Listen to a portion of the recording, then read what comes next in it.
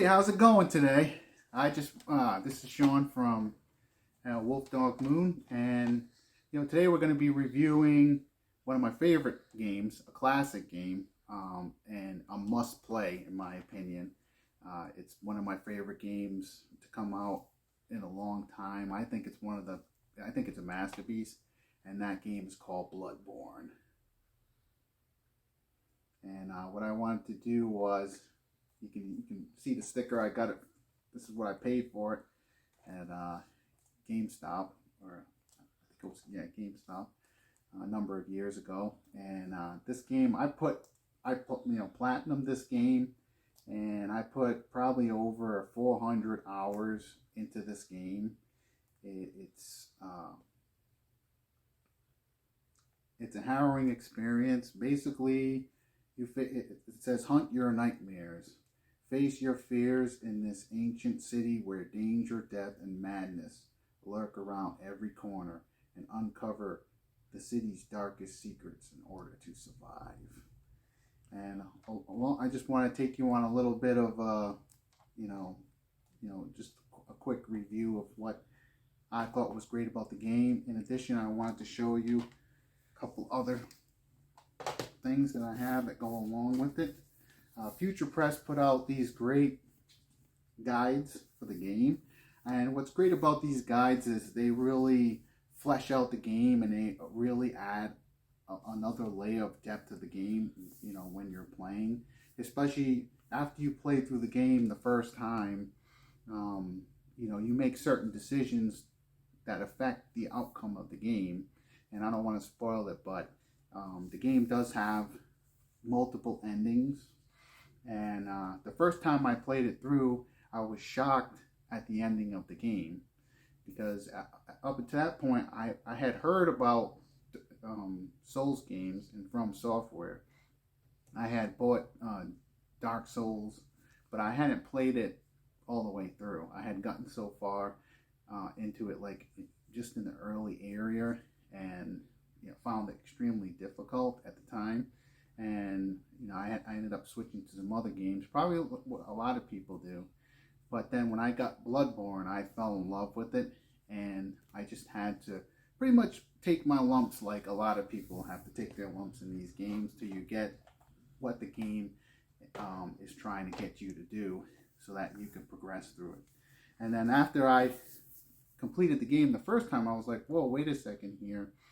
I think I missed a lot in the game, just based on how it ended. And without spoiling it, you basically have another chance to, the way I looked at it is, you have another chance to fix some of the mistakes you made.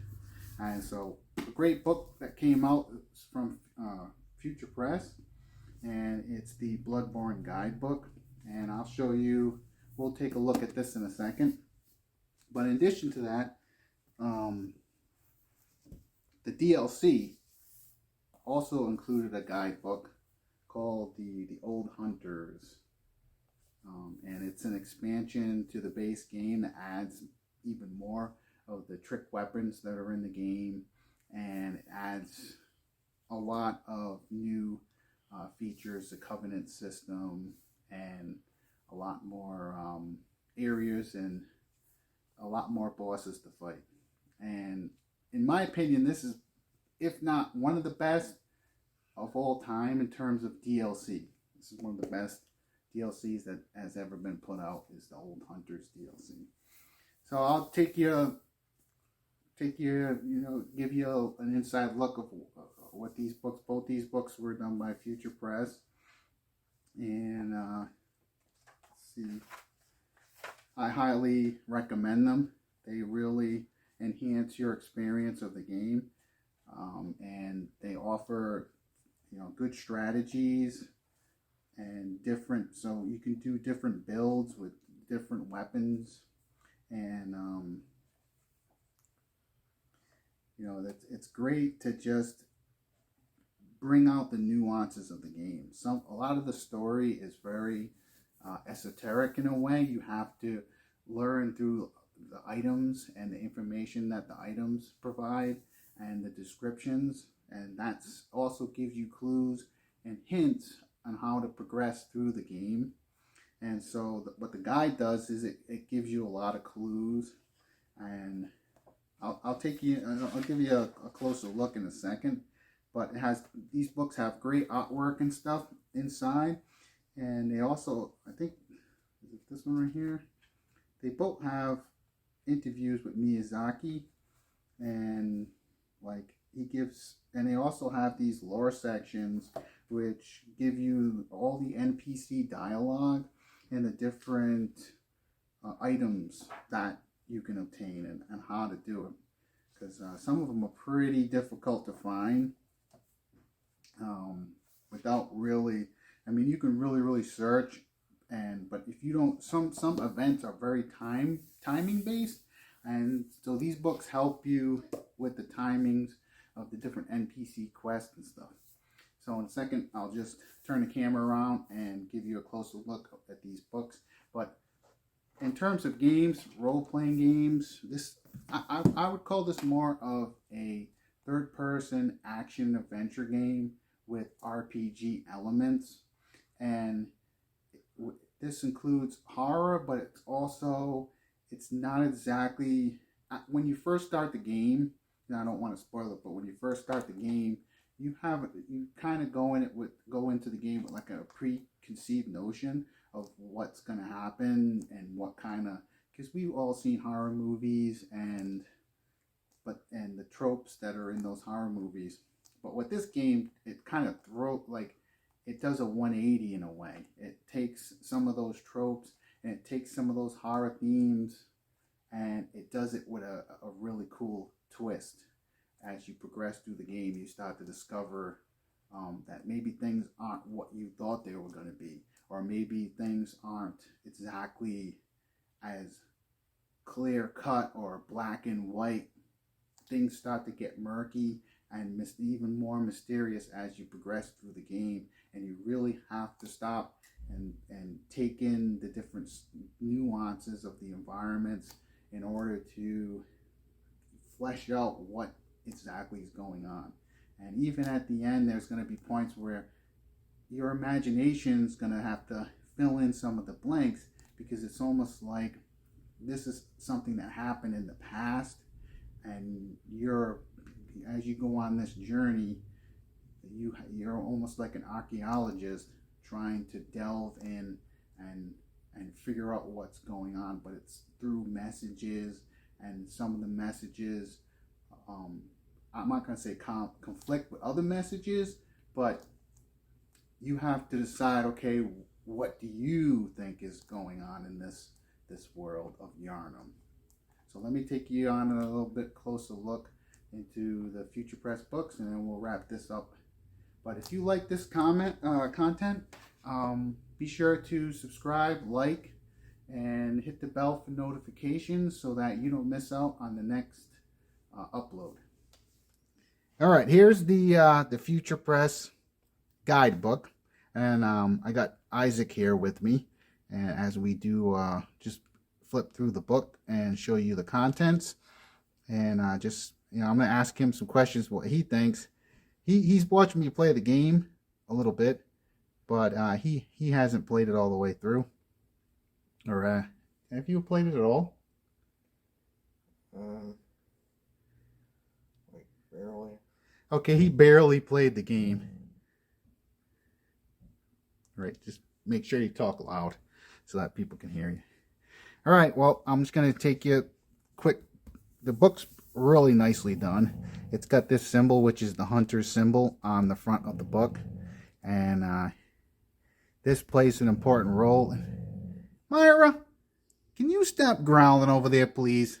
No one's gonna hurt you. All right?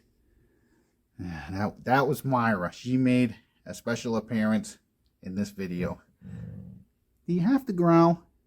Please? I'm trying to do a video over here. All right, so here we go. We got the content. I'm going to show you the contents of the book, but I love this illustration. This is the hunter's mark, and when you play the game, you'll see the importance of these symbols. This is basically, it's called a rune. In the game, they're called Carol runes. And Carol was one of the hunters, and basically used these runes to unlock abilities for you as a hunter, because in the game you play one of the hunters that has to hunt the beasts. So here, let me open this up, and it's got fantastic illustrations.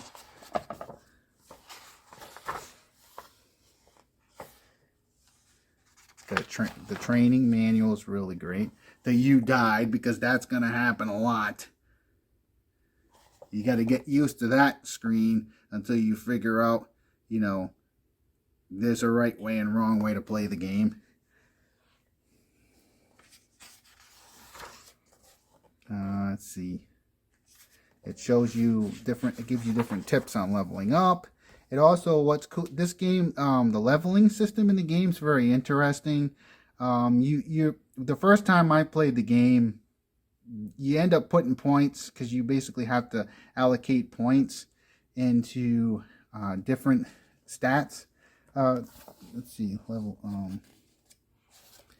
and they require blood echoes, which is the souls of this game. Let's see, let me go back one. Yeah, so the first time I played the game, I ended up wasting some of my blood echoes, because I was putting them into, you really have to kind of have an idea of what kind of build that you want. If you want your character to use arcane, if you want your character to be more of a dex, using the dexterity weapons. And in this game it's called skill, I think. Or if you just want to be a strength build and use heavy weapons. But this book has fantastic descriptions of different armors you can use, but also techniques to get you through some of the more difficult areas of the game. Especially the opening areas where you really have to cut your teeth. It's where you have to learn the ropes and learn what it's going to take to get through the rest of the game. If you're having difficulty on the opening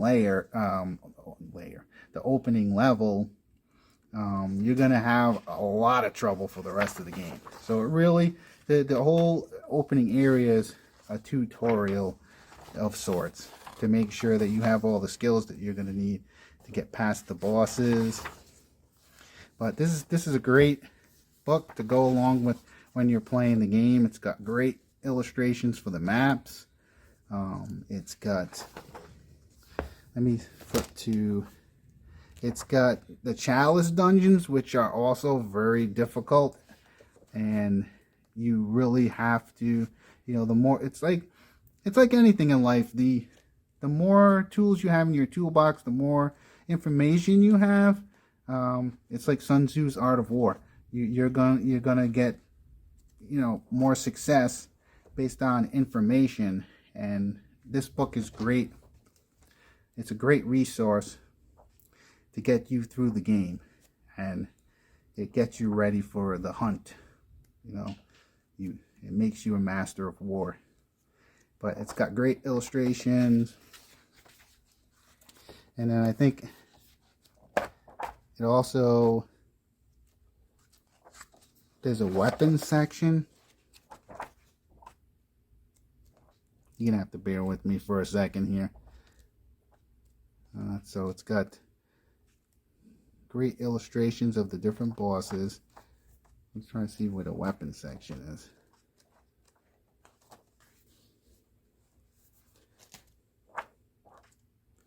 Got the items, weapons.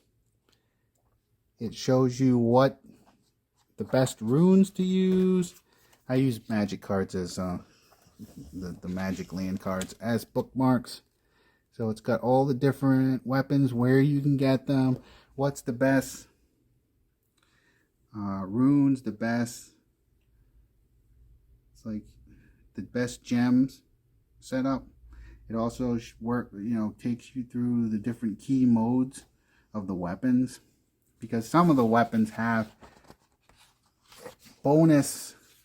If you use, like, for example, the saw cleaver is one of the 3 starting weapons that you get in the game, and it's the de facto weapon. There's no coincidence that that weapon is the one on the box.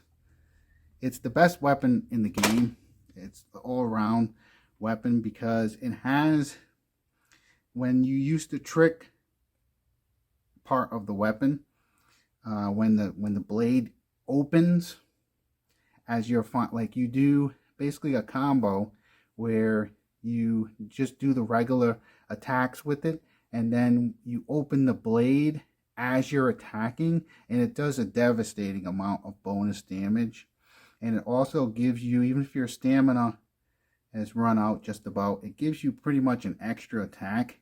And in addition to that, most of the enemies, especially the beasts, they're weak to, like, this weapon gets a bonus against those type of enemies. And pretty much it's going to be most of the enemies that you're going to fight. So this weapon is in a class of its own. It literally is overpowered in a lot of ways. So when I started with this weapon, but I kind of fell in love with the axe, the hunter's axe. I don't know. I love axes in games. Maybe it's like I'm a dwarf, like in role-playing games, or the whole Viking thing. So I got a kick out of using the axe. And then later, the Holy Blade. Ludwig's Holy Blade. But anyways, this book is amazing. It has, in the back, what do you think about this so far? Like, would this get you to play the game? Like, because a lot of people, when they play Bloodborne, they're intimidated. The game can be intimidating because at first it has a punishing difficulty, because you sort of try to play it like other video games, and when you do that, you get wrecked. What do you think about that? You've seen me play it. Yeah, I think it would be a cool learning experience. All right, well, maybe one of these days we'll pull out these books and I'll have you go through it. Maybe we'll do that on the channel or something. But in the back, it has a really great, where was that? In the back, it has an interview with Miyazaki. Where was that? Yep, it has a Miyazaki interview, and it's a can't miss interview. It really fleshes out some of the design philosophies and the intent of the game, and what they were trying to achieve. So it's a must read. So there's that one, and it says fear the old blood, and you will, by the end of the game, understand what that means. And this one is for the Old Hunters DLC, which is amazing. This DLC is a masterpiece in and of itself, and I think the game is a masterpiece, but this DLC takes it to another level. And it also fills in some of the mysterious parts that are kind of hinted at in the first game, and really it's dark, it's murky, there's a lot of suspense, and highly recommend that.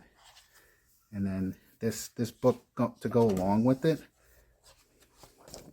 really brings out, especially, it really brings out the intensity and allows you to delve even further into some of those esoteric things that you couldn't, it's just kind of hinted at in the first game. And you actually you go into almost like a nightmare within a nightmare. Like it's the nightmare, but it's in the past. It's really weird, but awesome at the same time. And then they introduce like look at that, sick. That's sick. That's so epic.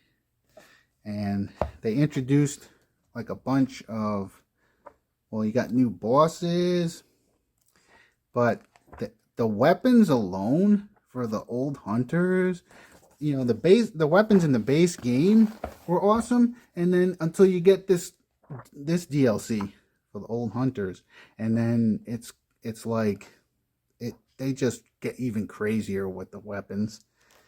And this book also includes each weapon and the gems that the best gems to use for it, based on the attacks that it does, based on what enemies you're going to fight. So highly recommend this book as well. These books are great even if you're not playing the game, they're great you might be able to use these in a RPG adventure, like a role-playing tabletop game, if you're a dungeon master and you want to really scare the players or throw an enemy that they're just not quite sure what it is. This book would be great. You could easily adapt this to like 5th edition Dungeons and Dragons. You could even use some of these maps and stuff as like inspiration. That's why I like to get these books. You know, I've like I said, I've sunk over 400 hours into this game, but you can kind of imagine other things just on your own, you know, outside of the game, using these books. So just to wrap this up, I highly recommend these books by Future Press if you can get your hands on them. I think they might be limited editions or some kind of short print run, but you might be able to find them like at a secondhand store, or maybe like in my area there's a half price books, or like on Amazon. I don't know, maybe if you I know these books I had to wait for when they did, like, you know, the printing, the initial printing. But anyways, what do you think about this? Maybe one of these days me and you can sit down and play this game together, and we'll use the books and stuff. Sure. And that would be cool, wouldn't it? All right, well, you know, this is just our review on Bloodborne. Highly recommend it. Highly recommend these books to go with it, and they'll help you, especially if you find the game kind of difficult at first.